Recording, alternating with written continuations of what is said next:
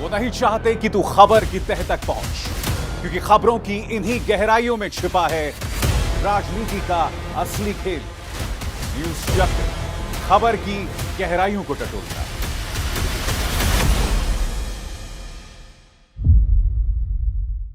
मोदी सरकार में मंत्री स्मृति ईरानी प्रधानमंत्री नरेंद्र मोदी को शेर बताकर फंस गई हैं। मैं आपको बतलाना चाहूंगा दोस्तों, एक वीडियो के साथ स्मृति ईरानी ने क्या ट्वीट किया है जो आपके स्क्रीन पर है। जब शेर ने अपना जन्मदिन चीतों के साथ मनाया, और ये वो वीडियो है जो इस वक्त आप अपने स्क्रीन पर देख रहे हैं, जो स्मृति ईरानी ने पेश किया है। अब उनके इस बयान आने के बाद कांग्रेस उन पर झपट पड़ी है। इत्तेफाक देखिए दोस्तों, एक तरफ स्मृति ईरानी ने बयान दिया, दूसरी तरफ इस सरकार का एक पालतू पत्रकार भी लगभग वही जुबान इस्तेमाल कर रहा था। आपके स्क्रीन पर शेर लाया चीता। मैं आपसे एक सवाल पूछना चाहता हूं, प्रधानमंत्री नरेंद्र मोदी इस देश के प्रधानमंत्री हैं। ये शेर, चीता, इन तमाम शब्दों से नवाजना कितना सही है भाई। प्रधानमंत्री नरेंद्र मोदी तो खुद को प्रधान सेवक कहते हैं। मैं तो कहता हूं वो प्रधान सेवक भी नहीं है, वो सिर्फ प्रधानमंत्री हैं, जिसे आपका वोट उन्हें प्रधानमंत्री की कुर्सी पर बिठा रहा है। उन्हें शेर जैसे शब्दों से नवाजना कितना सही है। और जाहिर सी बात है कि इस पर कांग्रेस जो है वो स्मृति ईरानी पर टूट पड़ी है। आपके स्क्रीन पर ये हैं जयराम रमेश, जिन्होंने ये बयान दिया है जो आपके स्क्रीन पर है। उन्होंने ट्वीट किया है जो मैं आपको पढ़ के सुनाना चाहता हूं। उन्होंने प्रधानमंत्री नरेंद्र मोदी को झूठा तक करार दिया है। दरअसल जो प्रोजेक्ट चीता है, जिसके अंतर्गत प्रधानमंत्री नरेंद्र मोदी नामीबिया से 8 चीते भारत लेकर आए और उन्हें पालपुर कूनो राष्ट्रीय अभयारण्य में जो है वहां डाल दिया गया है, वो दरअसल 2009 में शुरू हुआ था। यूपीए 1, जब जयराम रमेश जो हैं वो पर्यावरण मंत्री थे, और जयराम रमेश ने बाकायदा सबूत के तौर पर यह पेश किया है। वो कह रहे हैं कि ये वो खत है जो इस बात का प्रमाण है कि प्रोजेक्ट चीता जो है वो साल 2009 में शुरू हुआ था। हमारे प्रधानमंत्री झूठ बोलते हैं, कह रहे हैं जयराम रमेश। कड़े शब्दों का इस्तेमाल दोस्तों, और उन्होंने बाकायदा एक खत भी पेश किया है जो उन्होंने डॉक्टर M.K. रणजीत सिंह, जो कि wild life trust of India से जुड़े हुए थे। इसमें उन्होंने क्या कहा था साल 2009 में, मैं आपको पढ़ के सुनाना चाहता हूं। Please go ahead and prepare a detailed roadmap for the reintroduction of the cheetah, which should include a detailed analysis of different potential sites. यहां पर जयराम रमेश ने साल 2009 में उन्हें खत लिखा था, और इसमें उन्होंने कहा था कि आप प्रोजेक्ट चीता की तैयारी कीजिए, हम इस पर गौर करेंगे। दोस्तों, इसकी तैयारी चल रही थी, और जैसा कि एनडीटीवी की खबर भी कहती है, साल 2012 में सुप्रीम कोर्ट ने उस पर रोक लगा दी थी। फिर 7 साल गुजरते हैं, यानी साल 2019 वो था जब सुप्रीम कोर्ट ने उस रोक को हटा दिया। नतीजा आपके सामने है, चीते भारत आ गए हैं, मगर जानवर जो हैं, या ये कहा जाए अजायबघर चिड़ियाघर पूरा देश बन गया है। स्मृति ईरानी और उस पत्रकार के ट्वीट, उस पत्रकार के कार्यक्रम से स्पष्ट हो चुका है। मगर कांग्रेस लगातार हमला बोल रही है दोस्तों। मसलन कुछ लोग ये तस्वीर पेश कर रहे हैं जिसमें आप देख सकते हैं कि नेहरू जो हैं वो एक बाघ के साथ खेल रहे हैं, और प्रधानमंत्री नरेंद्र मोदी ऊपर बैठ के चीता को जो है वो छोड़ रहे हैं। अब वो कह रहे हैं भैया डरपोक कौन और निडर कौन, यानी कि नेहरू के नाम पर जो राजनीति बीजेपी करती है, कांग्रेस उसकी बिल्कुल उलट राजनीति कर रही है। बात यहां नहीं रुकती, और आगे किस तरह से स्मृति ईरानी पर निशाना साधा जा रहा है आपकी स्क्रीन पर हवाला दिया जा रहा है दोस्तों जनसत्ता की इस खबर का, जो मैं आपको पढ़ के सुनाना चाहता हूं।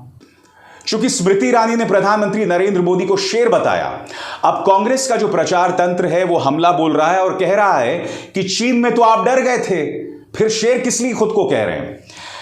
जनसत्ता की खबर, पेट्रोल पॉइंट 15 ही नहीं 16 से भी पीछे हटी भारतीय सेना, 50 सालों से कब्जे में था यह इलाका, लद्दाख के काउंसलर का दावा। यानी कि 2020 अप्रैल 2020 तक जिन इलाकों में भारतीय सेना गश्त कर सकती थी, यानी कि पेट्रोल पॉइंट 15 और पेट्रोल पॉइंट 16, चीन के साथ जो समझौता हुआ है, भारत को उससे भी पीछे हटना पड़ा है। ऐसे में याद दिलाया जा रहा है कि जो लोग प्रधानमंत्री नरेंद्र मोदी को शेर बोलते हैं, कृपया इस पर भी गौर करें। और बात यहां नहीं रुकती। स्मृति ईरानी को निशाने पर लेने वाले लोग प्रधानमंत्री नरेंद्र मोदी का यह बयान भी जो है वो वायरल कर रहे हैं, जिसमें प्रधानमंत्री नरेंद्र मोदी ने क्या कहा था? झूठ बोलो, बार बार झूठ बोलो। सुनिए प्रधानमंत्री ने क्या कहा था। और अब यह कहा जा रहा है कि दरअसल ये झूठ बोलो, बार बार झूठ बोलो, ये बीजेपी का ही अंदाज़े बयान है। सुनिए क्या कहा था पीएम ने। झूठ बोलो, बार बार झूठ बोलो, जो भी बोल सकते हैं सब झूठ बोलो, जहां भी बोल सकते हैं झूठ बोलो। तो इस तरह से निशाने पर आई स्मृति ईरानी। यही नहीं दोस्तों, ड्यूरेंट कप हुआ और उसमें बैंगलोर फुटबॉल क्लब जो है वो ड्यूरेंट कप जीत गया।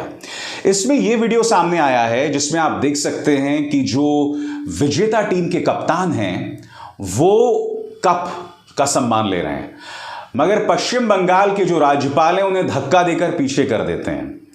पत्रकार मिलिंद खांडेकर ने क्या ट्वीट किया है मैं पढ़ के सुनाना चाहता हूं। Durand Cup football Bangalore FC ने जीता और फोटो खिंचवाने का कप पश्चिम बंगाल के राज्यपाल LA गणेशन ने कप्तान सुनील छेत्री को धकेलते हुए माननीय राज्यपाल।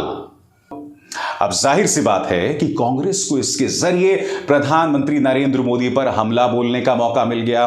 क्या कह रही है सुप्रिया सुनीत? साहिब के नक्शे कदम पर, यानी प्रधानमंत्री नरेंद्र मोदी के नक्शे कदम पर।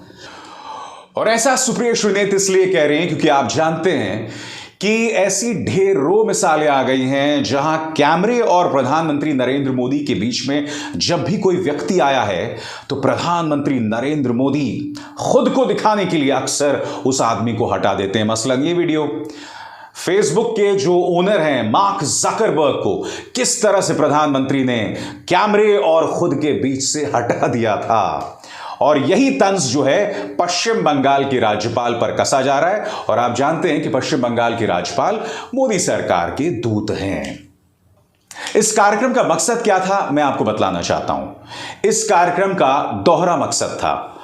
उद्देश्य नंबर 1, सबसे पहले यह बतलाना कि भारतीय जनता पार्टी में कितनी हिपोक्रेसी है, कितने दोहरे मापदंड हैं।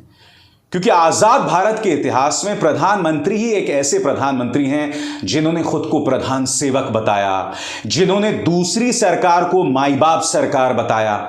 मगर पिछले 2 दिनों से जो हम लगातार देख रहे हैं ना, जिस तरह से प्रधानमंत्री नरेंद्र मोदी का महिमा मंडन हो रहा है, जिस तरह से उन्हें शेर बताया जा रहा है, यह सब बतलाता है कि भारतीय जनता पार्टी का प्रचार तंत्र ही नहीं, उनका पालतू मीडिया ही नहीं, उनके मंत्री ही नहीं, कहीं ना कहीं ऐसा लगता है कि खुद प्रधानमंत्री समझते हैं कि वो आदि पुरुष हैं, वो महामानव हैं।